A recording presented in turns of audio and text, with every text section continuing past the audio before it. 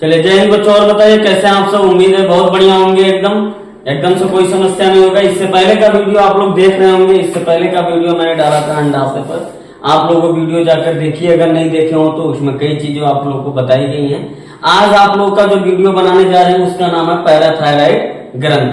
समझ में कि नहीं? पैराथायराइड ग्लैंड, इंग्लिश में ग्रंथ को ग्लैंड कहते हैं। चलिए सीधे सीधी बात करते हैं, हम लोग इसके आगे की बात पढ़ते हैं। तो देखिए बाबू, पैराथायराइड और थायराइड ग्रंथ का मैंने वीडियो डाल दिया, करीबन 35 मिनट का वीडियो था, उसको आप लोग जाकर देख लीजिए। और पैराथायराइड का वीडियो आज डालने जा रहा हूँ, पहले आप लोग इसको पढ़ लीजिए। समझ में आया कि नहीं आई? अब यहाँ आप लोग ध्यान से बात को समझेंगे क्या है पैराथायराइड ग्रंथ। तो मैं बताऊं बाबू, पैराथायराइड ग्रंथ ये संख्या में तो 4 होते हैं, संख्या में 4 होते हैं। पैराथायराइड संख्या में कितना होते हैं? 4 होते हैं। और जोड़ी में अगर देखा जाए तो अगर 4 है तो जोड़ी में कितना होंगे? 2 जोड़ी होंगे। तो इनको जोड़ी में भी बोला जाता है कि पैराथायराइड ग्लैंड मेरा 2 जोड़ी होते हैं। या पैराथायराइड ग्रंथ संख्या में 4 होते हैं। बात समझ में है कि नहीं? और मैं आपको बताऊं कि पैराथायराइड ग्रंथ बाबू मेरा 2 प्रकार का हार्मोन छोड़ता है। कितने हार्मोन छोड़ता है? मैंने इससे पहले भी आपको एक चीज बताया था कि जितने ग्रंथ हैं क्या स्रावित करते हैं? हार्मोन स्रावित करते हैं। हार्मोन क्या करते हैं? हमारे शरीर में उत्तेजना उत्पन्न करते हैं। समझ में है कि नहीं? कई चीज को विकसित होने में मदद करते हैं। जस्ट वही चीज मैं आपको बताऊं कि ये भी ग्रंथ है तो ये भी क्या उत्पन्न करेगा? क्या स्राव करेगा? हार्मोन का। किसका स्राव करेगा? ये कितने हार्मोन का स्राव करता है? तो ये टोटल 2 प्रकार के हार्मोन का स्राव करता है। यानी पैराथायराइड ग्रंथ 2 प्रकार का हार्मोन, 2 प्रकार का हार्मोन स्रावित करता है।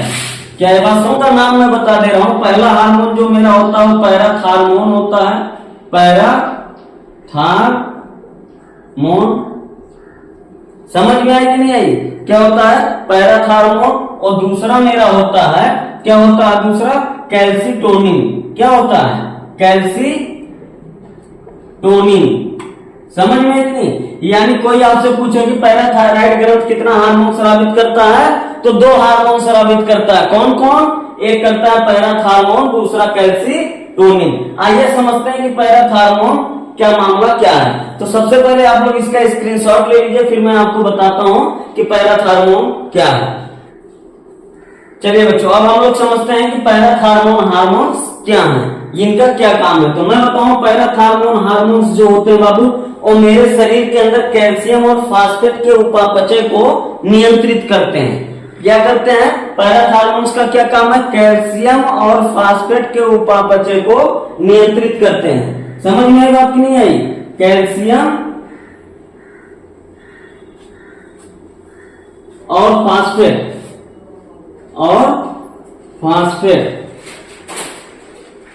के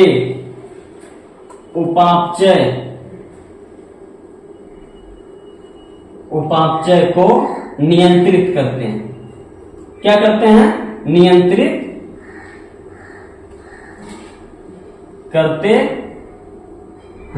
आगे की बात करते हैं बाबू, और इसका क्या काम होता है? ये हमारे शरीर के अंतर वातावरण में समस्थैतिकता क्या करते हैं? समस्थैतिकता स्थापित करते हैं। समझ में आई कि नहीं? ये हमारे शरीर के अंदर अंतः वातावरण, यानी शरीर के अंतः वातावरण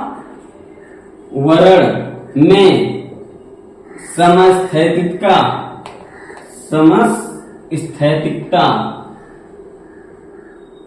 स्थापित करते हैं। या स्थापित करते हैं मतलब इसका करने में क्या करते हैं? सहायता करते हैं। इन्हें सहायता करते हैं। और क्या काम होता है बाबू? इस हार्मोन की कमी से, अगर हमारे अंदर गुरुजी हार्मोन की क्या हो जाए? कमी हो जाए तो अगर हार्मोन की कमी हो जाएगी, ये हार्मोन पैराथार्मोन की कमी हो जाएगी अगर शरीर के अंदर, तो जो दांतों के निर्माण के लिए क्या? दांतों के निर्माण के लिए क्या होता है वो? कैल्शियम और फास्फेट होता है। तो अगर ये हार्मोन्स की कमी होगी तो हमारे अंदर दांतों का निर्माण करने में जो कैल्शियम और फास्फेट होते हैं उनकी कमी हो जाएगी। समझ में कि नहीं? दांतों के निर्माण में कौन काम करते हैं? कैल्शियम और फास्फेट। और अगर ये हार्मोन में कमी हुआ तो कैल्शियम और फास्फेट क्या हो जाएंगे? कम हो जाएंगे। तो यानी दांतों के निर्माण के लिए कैल्शियम और फास्फेट की कमी हो जाती है। अब ध्यान से बात को समझो। अभी मैंने केवल ये बताया अगर इसकी कमी हो जाए तो इसकी अगर कमी हुई, क्या पैराथार्मोन की कमी हुई, एक बार और समझ लो, पैराथार्मोन हार्मोन की कमी हुई अगर, समझ में कि नहीं, तो हमारे दांतों का निर्माण कैल्शियम और फास्फेट करते हैं, तो ये कैल्शियम और फास्फेट की मात्रा क्या हो जाएगी? कम हो जाएगी। ये कब होगा? कैल्शियम और फास्फेट कब कम होगा? जब हमारा हार्मोन्स क्या हो जाएगा? कम होगा तब। अच्छा गुरु जी, ये हार्मोन्स बढ़ जाए तो क्या होगा? तो अगर ये हार्मोन की अधिकता हो जाती है, इस हार्मोन की क्या हो जाती है? अधिकता हो जाती है, तो ध्यान से बात को सुनो। इस हार्मोन की अधिकता से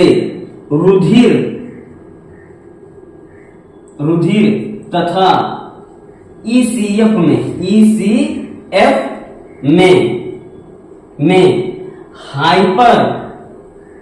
हाइपरकैल्सीमिया,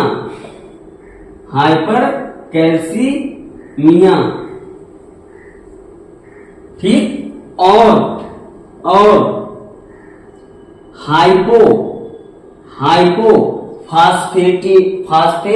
टेमिया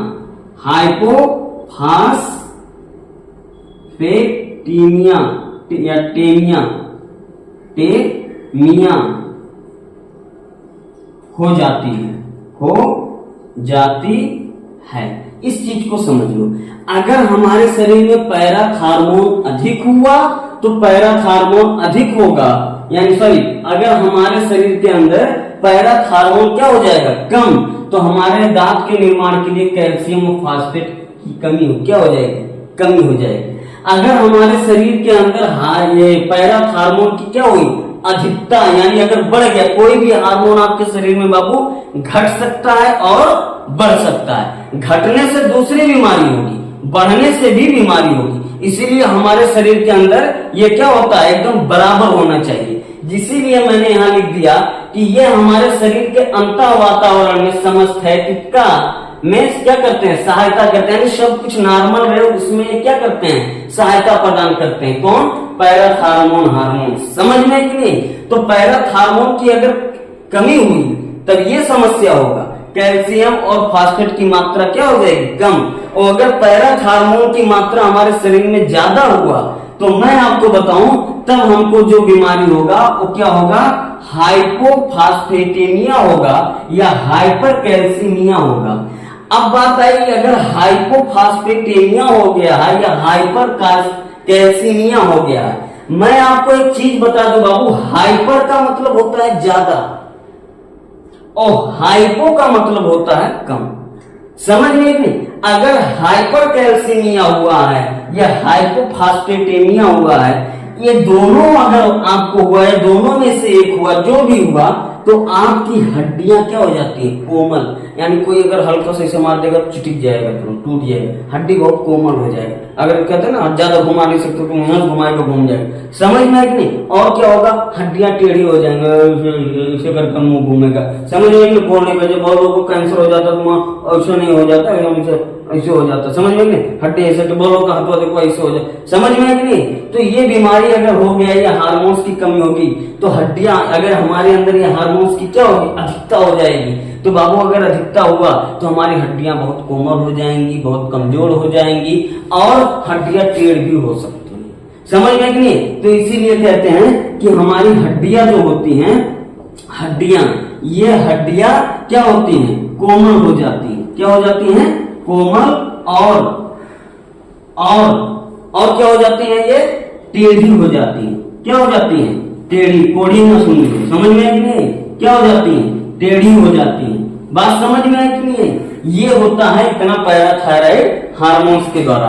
तो उम्मीद है बाबू ये आप लोगों को समझ में आ गया होगा कि पैराथायराइड हार्मोन्स क्या है। अगर आपको बहुत बढ़िया लगा तो आप कमेंट सेक्शन में जरूर लिखिए कि वीडियो आपको कैसा लग रहा है, सारा चीज समझ में आ रहा है कि नहीं आ रहा है। अगर कोई शिकायत हो, कोई समस्या हो, कुछ और पढ़ना चाहते हो तो प्लीज कमेंट सेक्शन में लिखिए। और अगर सब कुछ बेहतर चल रहा हो तो वीडियो को लाइक करिए, कमेंट करिए, शेयर करिए और ज्यादा से ज्यादा चैनल का क्या करिए, प्रमोशन दिलवाइए, सपोर्ट करिए, लोगों में बताइए।